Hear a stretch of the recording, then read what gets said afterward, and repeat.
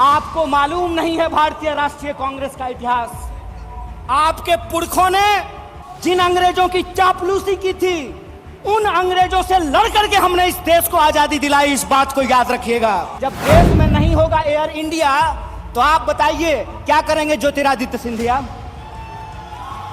जब air India नहीं होगा, जब रेलवे नहीं होगा, जब बीएसएनएल नहीं होगा, तो मैं कहता हूं कि इस देश में मंत्री की क्या जरूरत है? कलम नहीं हो, स्लेट नहीं हो, कंप्यूटर नहीं हो, मोबाइल नहीं हो, और इस देश की जो सरकारी संपत्तियां हैं, बीएसएनएल के बारे में क्या कहा गया? बीएसएनएल के बारे में कहा गया, बीएसएनएल का मतलब होता है भाई साहब नहीं लगेगा।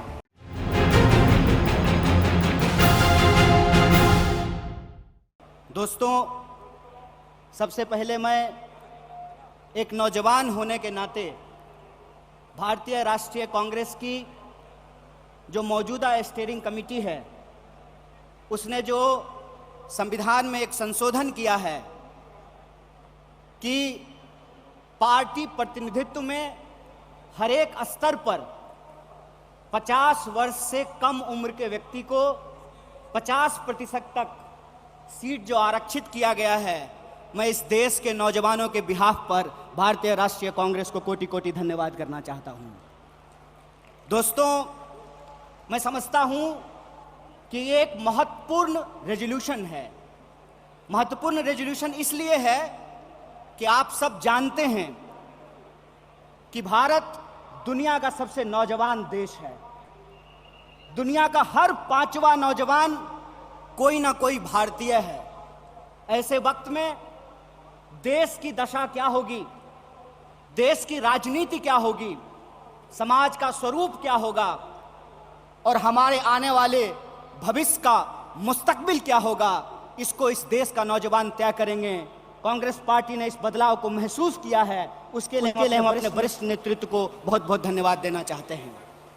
दोस्तों, आज जब रायपुर में देश की सबसे पुरानी पार्टी, उसका 50वां महाधिवेशन हो रहा है, तो हमारे सामने कुछ महत्वपूर्ण सवाल हैं और उन्हीं महत्वपूर्ण सवालों पर चर्चा करने के लिए यह हमारा डिस्कशन हो रहा है, यह प्लेनरी सेशन हो रहा है।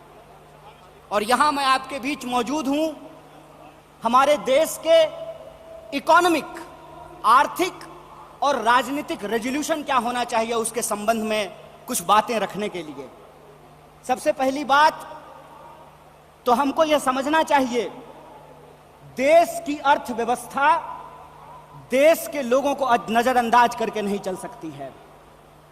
कोई भी ऐसी आर्थिक नीति जिसमें देश के लोगों को नजरअंदाज किया गया है, वो आर्थिक नीति देश की आर्थिक नीति नहीं हो सकती है। और आज हम जिस मोड़ पर खड़े हैं, हम देख रहे हैं कि नारा देश का लगाया जाता है, नाम देश का लिया जाता है और तिजोरियां दोस्त की भरी जाती है। ऐसी आर्थिक नीतियां आज इस देश के अंदर लाई जा रही है। मेरा एक सीधा सवाल है इस देश के हुक्मरानों से, कांग्रेस पार्टी का एक आम कार्यकर्ता होने के चलते, कि ऐसी कौन सी ऐसी नीति है कि देश गरीब हो रहा है? हमारा आर्थिक आंकड़ा हमको बताता है कि देश में सबसे ज्यादा बेरोजगारी है आज के वक्त में। कोई ऐसा सेक्टर नहीं है जहां बेरोजगारी सर चढ़ करके बोल नहीं रही है। आप तमाम सर्वे उठा करके देख लीजिए, लगातार अमीर और गरीब की खाई बढ़ती जा रही है। इस देश के संसाधनों पर मुट्ठी भर लोगों का कब्जा होता जा रहा है। वैसी परिस्थिति में जो देश की संकल्पना है, जिसको महात्मा गांधी ने देखा है, जिसको मौलाना अबुल कलाम आजाद ने देखा है, जिसको सुभाष चंद्र बोस ने देखा है, जिसको श्रीमती इंदिरा गांधी ने देखा, जिसको स्वर्गीय राजीव गांधी ने देखा, जिसको इस देश की संविधान ने इस रूप में वर्णित किया है कि देश देश के लोगों से बनता है। जब देश देश के लोगों से बनता है, तो आप मुझे बताइए कि देश कैसे गरीब हो रहा है और देश के 2-4 पूंजीपति कैसे अमीर हो रहे हैं? यह कौन सी ऐसी जादू की छड़ी है जो मौजूदा सरकार चला रही है? आप मुझे बताइए कि आम लोगों की आमदनी घटती जा रही है और देश के एक दो पूंजीपति दुनिया के अमीरों की सूची में जाकर के शुमार हो जाते हैं। मैं यहां यह बात स्पष्ट कर देना चाहता हूं, हमारी पार्टी अमीरों के खिलाफ नहीं है, हमारी पार्टी पूंजीपतियों के खिलाफ नहीं है, हमारी पार्टी उद्योग धंधों के खिलाफ नहीं है, हमारी पार्टी उद्योगपतियों के खिलाफ नहीं है, लेकिन हम ऐसा देश नहीं चाहते हैं जहां आम लोगों के पास रोटी नहीं हो और प्रधानमंत्री के पास चलने के लिए 8,500 करोड़ का विमान हो। हम ऐसा देश नहीं चाहते हैं कि इस देश के आम लोगों के हाथ में शिक्षा नहीं हो, कलम नहीं हो, स्लेट नहीं हो, कंप्यूटर नहीं हो, मोबाइल नहीं हो और इस देश की जो सरकारी संपत्तियां हैं, बीएसएनएल के बारे में क्या कहा गया? बीएसएनएल के बारे में कहा गया बीएसएनएल का मतलब होता है भाई साहब नहीं लगेगा। अरे भाई साहब नहीं लगेगा तो आप मुझे बताइए कि जियो धन धनाधन कैसे करेगा? यह सवाल आज इस देश के सामने खड़ा है। सरकार क्या करेगी? यह सवाल मैं पूछना चाहता हूं इस देश के नीति निर्माताओं से कि अगर एयर इंडिया नहीं होगा, जब देश में नहीं होगा एयर इंडिया, तो आप बताइए क्या करेंगे ज्योतिरादित्य सिंधिया? जब एयर इंडिया नहीं होगा, जब रेलवे नहीं होगा, जब बीएसएनएल नहीं होगा, तो मैं कहता हूं कि इस देश में मंत्री की क्या जरूरत है? जब देश में जनता नहीं होगी तो फिर इस देश में सरकार की क्या जरूरत है? जब देश में स्कूल नहीं होगा, अस्पताल नहीं होंगे, सड़कें नहीं होंगी, तो आप मुझे बताइए कि फिर संसद की क्या जरूरत है? इस देश की जो पूरी की पूरी संकल्पना है, उस संकल्पना को आज एक बार फिर से कांग्रेस के राष्ट्रीय महाधिवेशन में पुनर्विचारित करने की जरूरत है। देश का मतलब होता है देश में रहने वाले लोग। डीडी नेशनल पर एक कार्यक्रम आया करता था, नेहरू जी की किताब है discovery of India. Discovery of India के एपिसोड में नेहरू जी आम लोगों से पूछते हैं कि बताइए कौन है भारत माता? किसको भारत माता कहते हैं?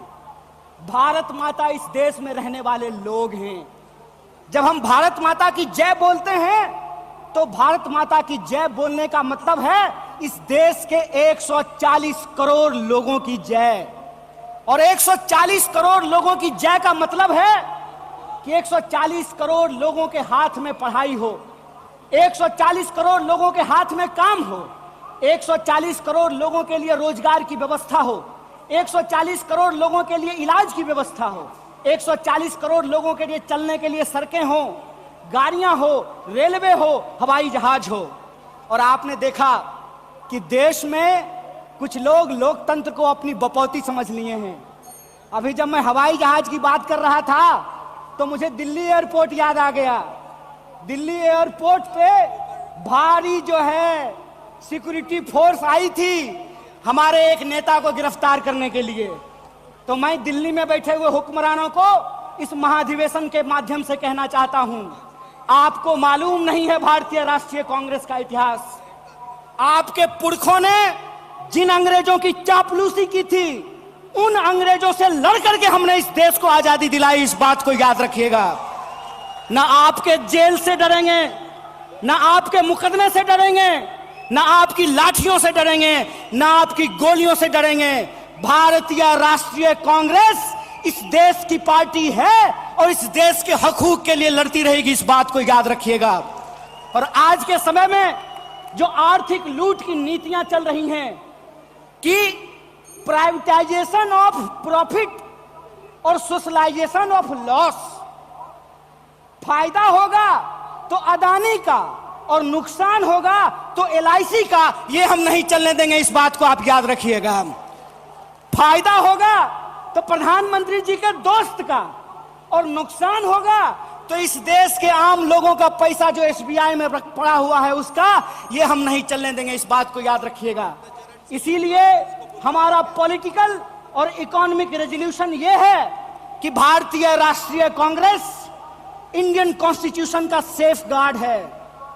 हम इंडियन कॉन्स्टिट्यूशन के पहरेदार हैं, हम इंडियन कॉन्स्टिट्यूशन के असली चौकीदार हैं। इस बात को याद रखिएगा। और इंडियन कॉन्स्टिट्यूशन इस बात को रिजॉल्व करता है, we the people of India और यह जो we the people of India है, इसमें इस देश में रहने वाले वो तमाम लोग, चाहे हिंदू हो, मुसलमान हो, सिख हो, ईसाई हो, जैन हो, पारसी हो, बुद्धिस्ट हो, या वैसे भी लोग जो किसी धर्म को नहीं मानते हैं, वो सब भारत के लोग हैं और उनके हकूक के लिए, उनके अधिकार के लिए, कल्याणकारी राज्य की अवधारणा को बचाए रखने के लिए भारतीय राष्ट्रीय कांग्रेस संघर्ष करेगी। और यही जो पॉलिटिकल रेजोल्यूशन है कि हम देश के लोगों के बुनियादी सवालों के लिए रोजी रोटी, कपड़ा, मकान, शिक्षा, स्वास्थ्य, सड़क, बिजली, पानी और इस देश के संविधान के लिए संघर्ष करते रहेंगे। इसी आशा और उम्मीद के साथ आप तमाम सम्मानित मंच और आप तमाम प्रतिनिधियों का एक बार पुनः स्वागत करते अपनी बात को खत्म करूंगा। शुक्रिया। इनकलाब जिंदाबाद। जय हिंद, जय भारत, जय कांग्रेस।